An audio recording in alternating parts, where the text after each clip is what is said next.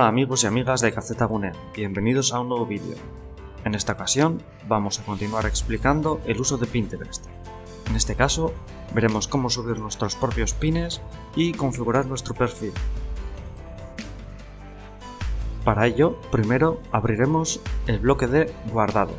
Recordamos que en este bloque tendremos la opción de encontrar rápidamente los tableros y pines que hemos guardado previamente. En la parte superior, por un lado, tenemos una barra de búsqueda para poder buscar alguno de los pines creados por nosotros. A su lado, en la parte derecha, nos encontramos con tres iconos. El primero de ellos será para enviar mensajes a la persona que deseemos. Para ello, introduciremos primero el nombre del usuario o correo electrónico de la persona. A continuación, ya podemos escribir el mensaje que deseamos enviarle. El segundo icono, el del medio, nos sirve para configurar nuestro perfil de Pinterest. Veremos cómo configurarlo más adelante. Para acabar con estos iconos, el último, con el símbolo de plus, nos sirve para añadir nuestros propios pines o tableros.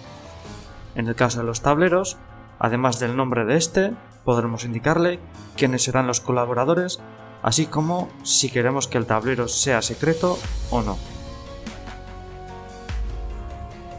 En el caso de los pines, podemos hacerlo sacando una imagen con la cámara del dispositivo o también podemos introducir el enlace de una web.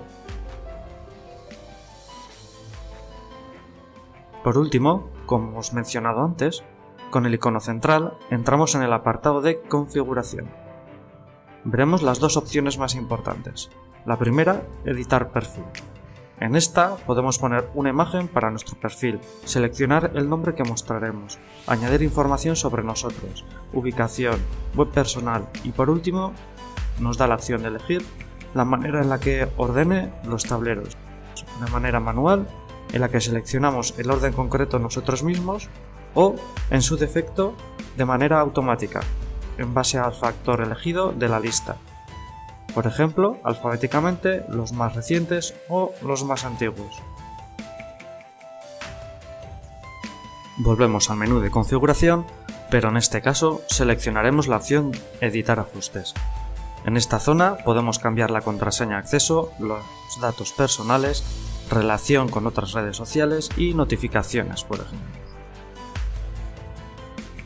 Bien, pues esto ha sido todo. Esperemos que el vídeo os sirva de ayuda. Hasta la próxima.